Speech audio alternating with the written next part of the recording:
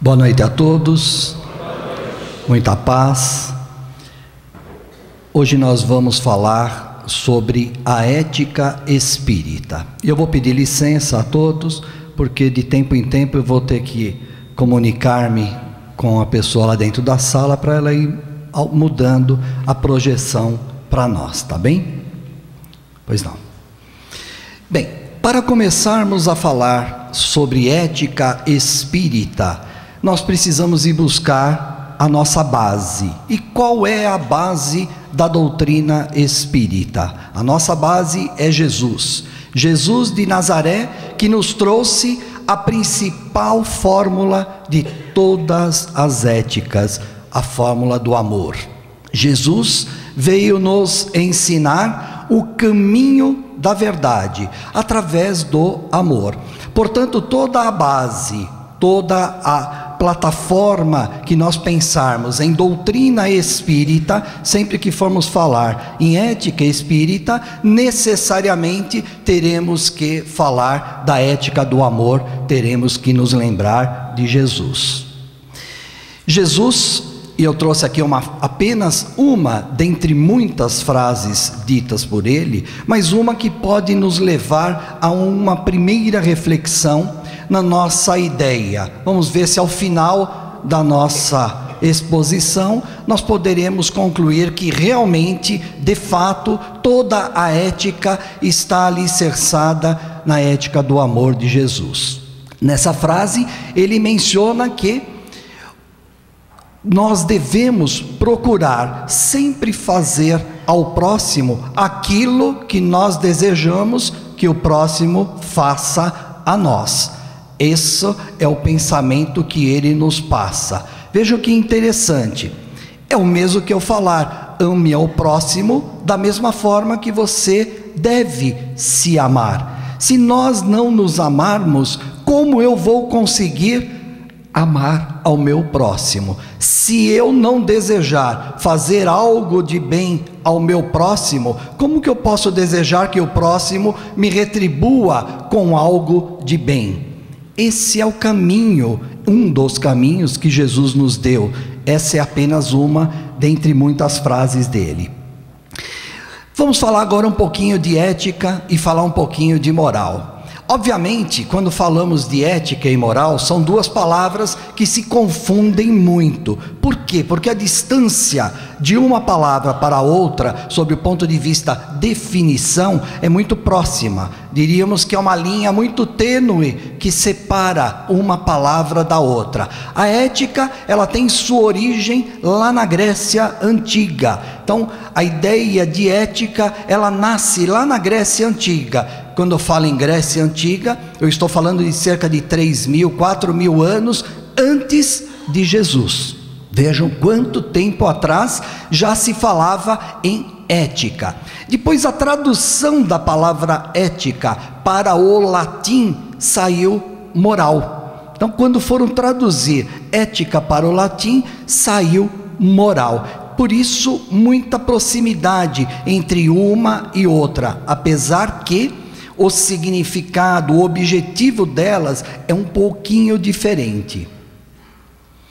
Ética, quando nós falamos em ética, nós estamos falando de um conjunto de regras de conduta. Nós estamos falando de algo que está no meu interior. É como se eu olhasse para dentro de mim, olhasse para o meu espírito e ali eu fosse buscar a ética, ali eu fosse buscar esse conjunto de regras de conduta.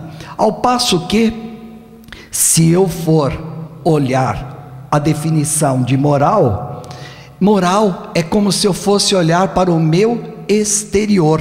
É um conjunto de regras também, só que são voltadas para costumes, para hábitos. É o mesmo que eu disser: aqui no Brasil, ou aqui em São Paulo, não preciso nem muito longe, nós temos alguns hábitos, alguns costumes que formam a nossa moral, diferentemente de uma outra cidade, de um outro estado, de um outro país.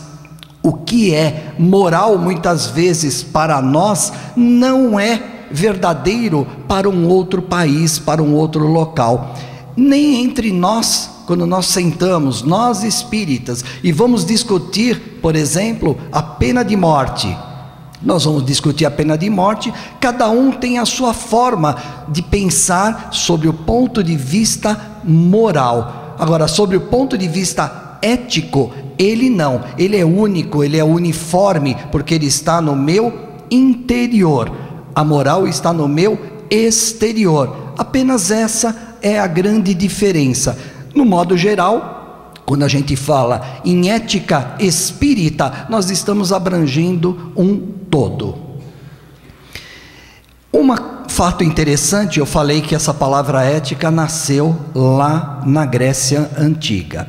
E Kardec, isso os senhores poderão observar no Evangelho segundo o Espiritismo, ele menciona que os precursores de toda a doutrina espírita, ela está lá na Grécia.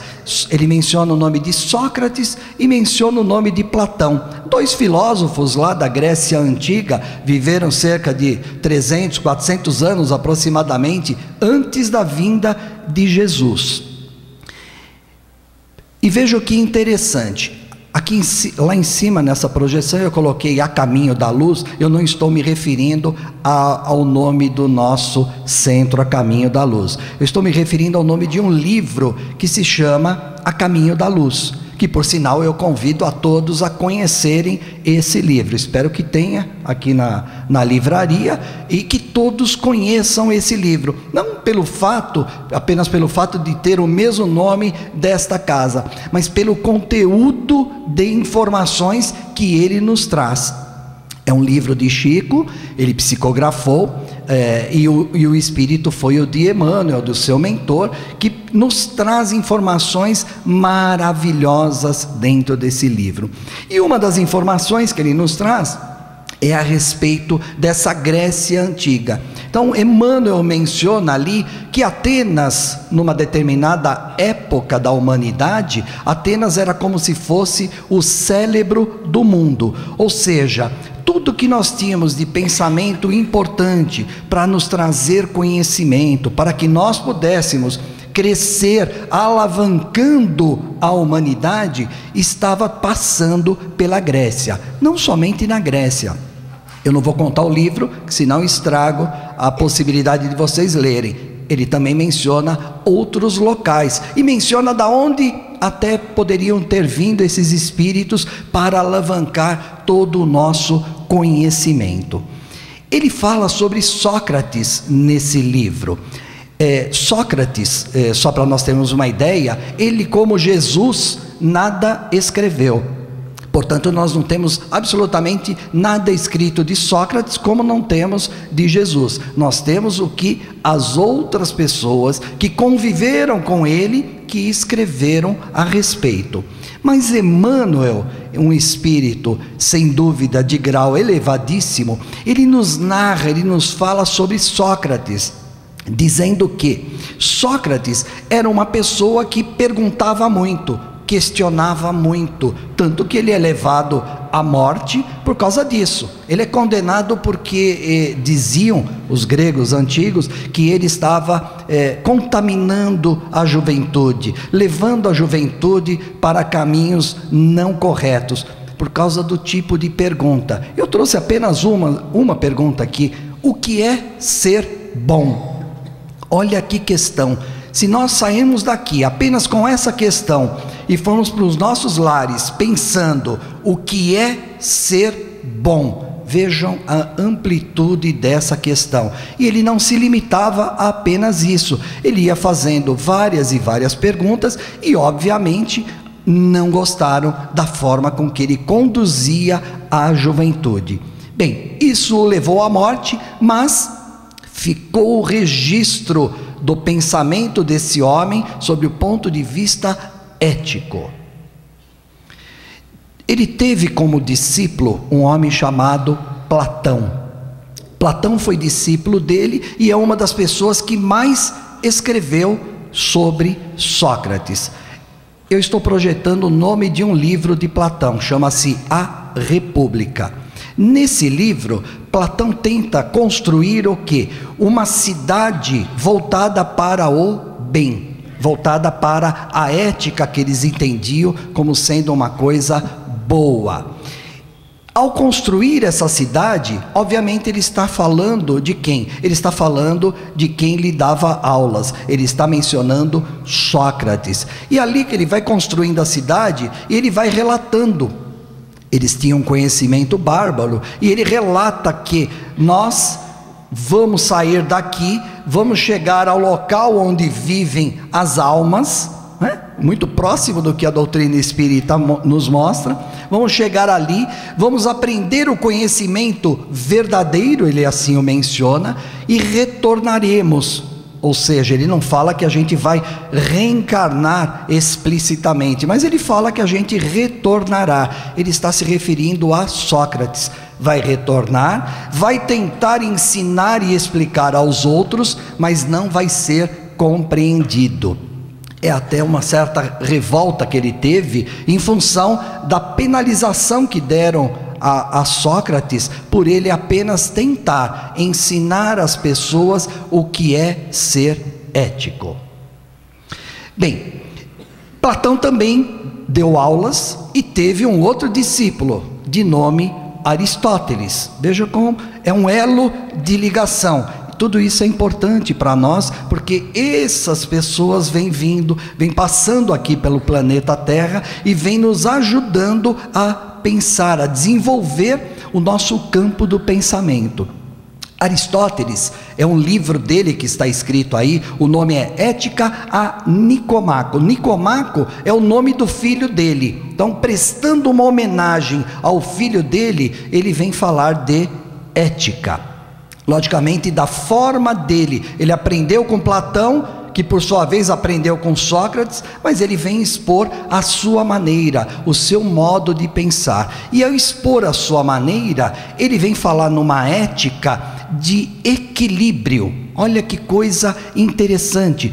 Quantas vezes a gente não ouve falar dentro da casa espírita em equilíbrio? Nós precisamos buscar o equilíbrio. Quando nós estamos equilibrados, nós estamos bem. Ele falou em equilíbrio sobre o ponto de vista da ética. Ele falava que nós não poderíamos estar nem em um extremo, nem em outro. Nós tínhamos que encontrar um caminho do meio. Esse caminho do meio é que seria o caminho das virtudes, o caminho do bem. É que eles não falavam em ética explicitamente como nós falamos, mas eles falavam em virtudes, falavam em fazer o bem às outras pessoas.